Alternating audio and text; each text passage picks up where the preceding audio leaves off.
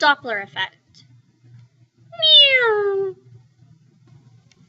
So hopefully you remember what a circular wave looks like. You have a source of the wave, and so your wave front is expanding in a circle from that source. But that's all well and good until what happens if there's movement?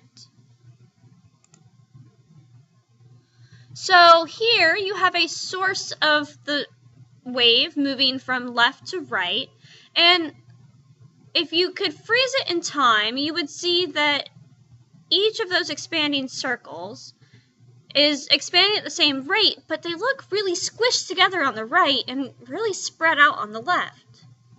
So there's a name for this.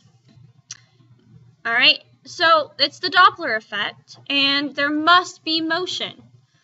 It has to be relative motion. It doesn't matter if the source is moving or if the observer is moving. So here's a picture of what this looks like. All right, so here's just some source moving from left to right, just like we saw before, except now it's frozen in time.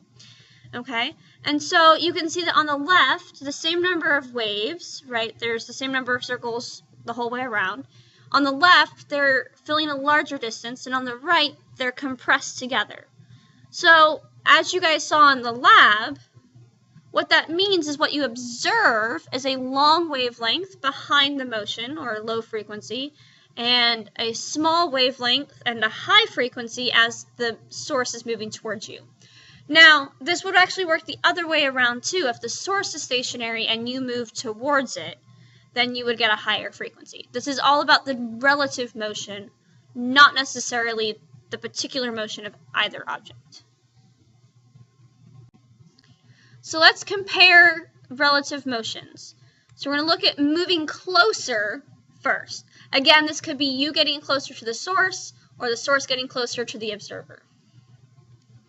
So if you're moving closer, that means there's more wave fronts in that same space, which means a shorter wavelength, all right, that you're observing, which is a higher frequency, which is heard as a higher pitch.